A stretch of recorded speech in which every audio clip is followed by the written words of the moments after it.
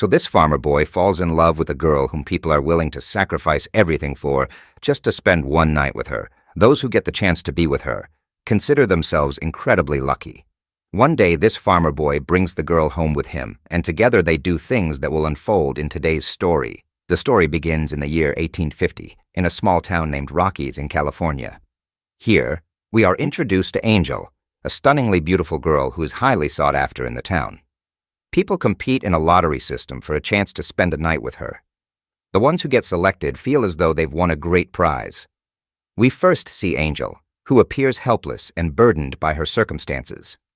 She recalls the days when she lived with her mother, Na, and how happy they were back then. One day, her father, Alex, came to meet her for the first time. But when Alex arrived, he didn't even acknowledge Angel properly. Instead, he asked her to leave the room, and when she left, he coldly told Na, "You live in my house, but I have never married you, nor will I ever marry you. I told you from the beginning that I didn't want this child. She's illegitimate." Angel overheard everything from outside and was devastated by her father's cruelty. She began crying uncontrollably. Na came out and comforted her, saying, "None of this has anything to do with you. I like you. I've been in anyone's body." A few days later, Na received a letter from Alex. In it, he coldly informed her that he had severed all ties with them, sold the house, and would never meet them again. With no other choice, Na packed their belongings and left the house with Angel. Desperate to survive, Na went to a jeweler named John to sell her jewelry. But John examined the jewelry and revealed that it was fake and had no value. However, he added, "You are very precious yourself. If you work for me, you can earn money and have a place to live." Na, being in a helpless situation, reluctantly agreed. John first took advantage of her by getting intimate, and then he made her work for him to earn money. But after some time, Na fell seriously ill and passed away. Angel was heartbroken and cried a lot after losing her mother. But she too was left powerless in the harsh world. Now the story shifts to the present, where we meet Michael, a hard-working farmer. Michael is a sensible, religious young man who manages his fields on his own. He prays daily at church, and one day he prays for a life partner, someone who will truly love him and stay by his side forever. That evening, Michael goes to the city to sell his goods. While there, he catches a glimpse of Angel as she steps out for a stroll. He is mesmerized by her beauty and falls for her at first sight. Curious, Michael asks his friend about Angel, and the friend tells him, "Angel lives in a palace in the city. She's the most beautiful and expensive girl here. People line up just for a chance to spend the night with her." Michael feels uneasy hearing this, but resolves to meet her regardless of her background.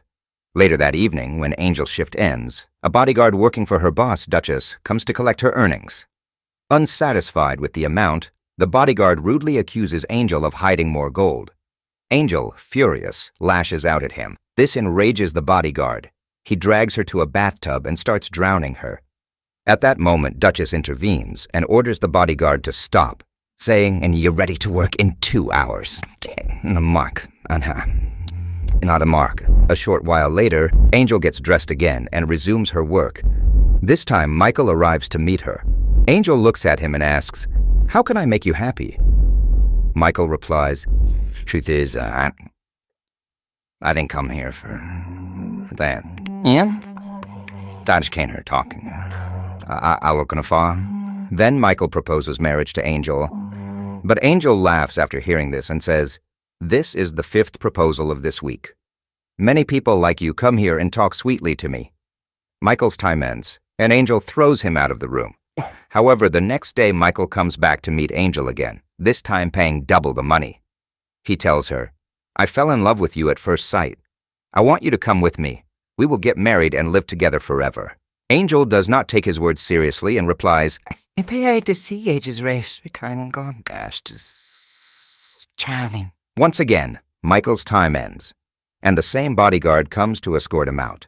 Later, Michael's friend tries to talk some sense into him, saying Angel isn't right for you, but Michael insists, "I want to try once more." That evening, he goes back to meet Angel again.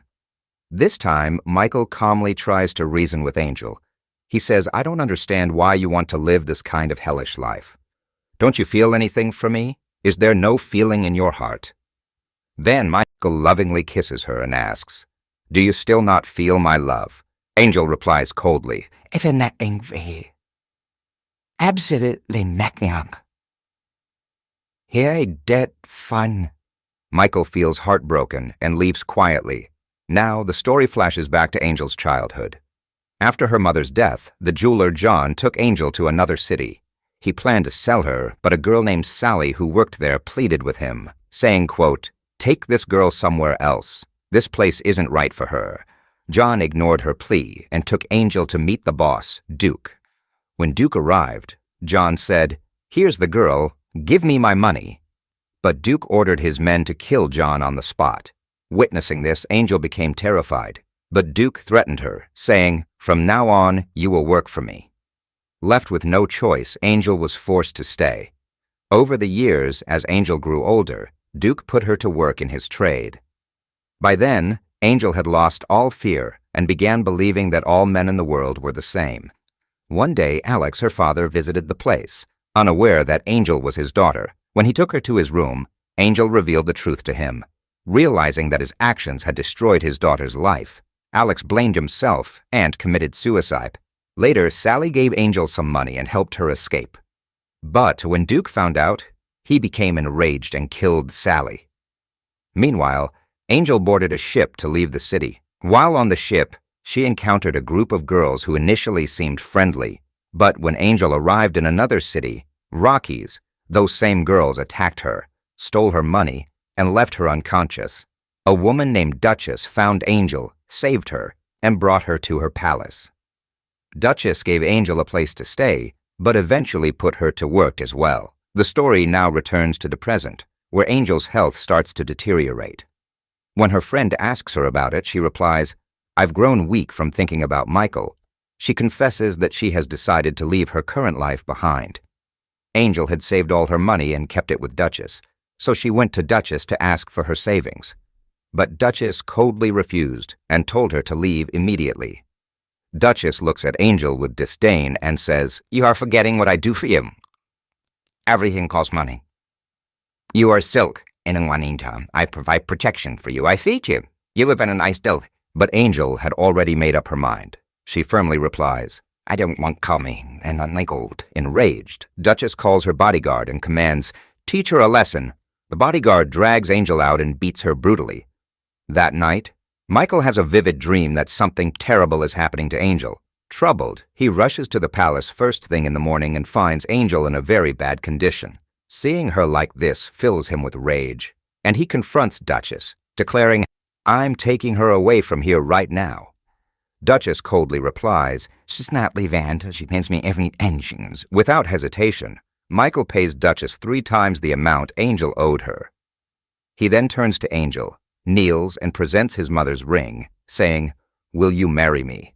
Overwhelmed, Angel softly says yes. Michael takes Angel back to his farm. Her condition, however, is still very weak due to the beating she endured. Angel looks at Michael and says, Duchess has you Betsy." Michael smiles and replies, "Oh, you're beautiful, but that's not what I'm at." Angel hands him back the ring and says, "Not staying your fault. Not playing a game. Not safe." Michael chuckles and responds, "Marriage isn't slavery." He gives her some clothes to wear, and Angel asks, "How's it like a cousin's chest?" "She's an Aaron and a half." Michael replies, "No, these belong to my sister. She passed away a year ago. Her husband Paul used to live here with me, but he's currently in another city." When Angel tries to stand up, she collapses due to her poor health. Michael immediately steps in to care for her. Over the next 3 weeks, Michael looks after Angel until she fully recovers. One night, Michael visits Angel to check on her. She calls him closer and says, "It's time for me to repay my debt to you," implying intimacy. But Michael refuses and says, "I didn't save you because I wanted something in return. What I feel for you in my heart, I want you to feel the same for me. Until then, I won't come close to you." The next morning, as Michael works on the farm, Angel approaches him and says, "Miss how liking. Isn't Geneva I will play along. And can I pay you back when I don't Michael agrees and starts teaching her various farming tasks, such as gathering eggs, raising chickens, and fishing. Angel begins to enjoy learning these new things, slowly adapting to the peaceful farm life. One night, Michael wakes Angel and says, "I come up, dude, son.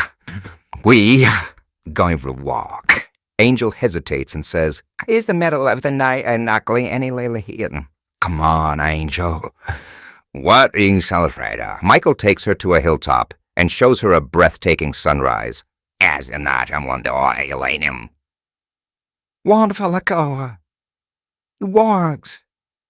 In beauty of night." Angel, moved by his words, says, Michael replies, "He on chambers the Marshneran." Touched by his honesty, Angel kisses him, and the two return home.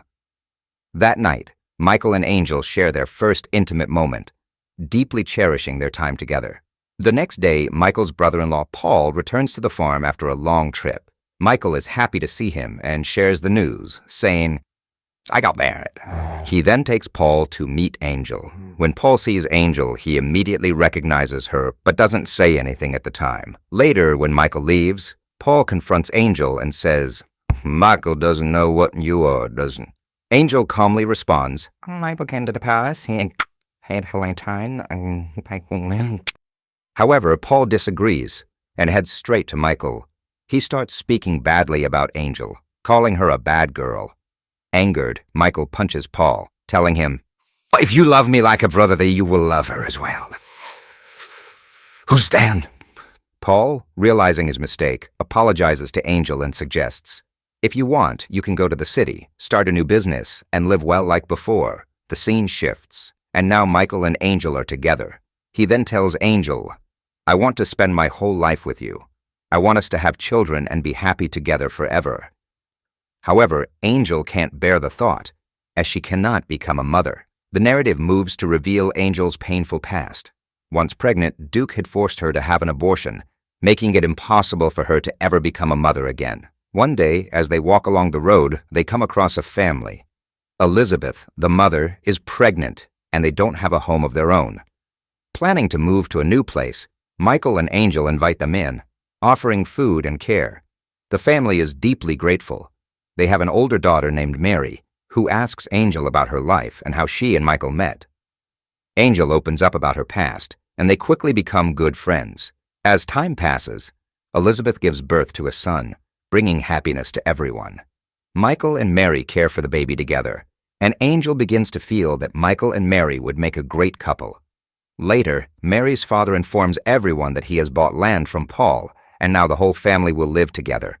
One day, while Michael and Angel are working in the field, Angel comments, "Mary is so sweet, and you two would look great together."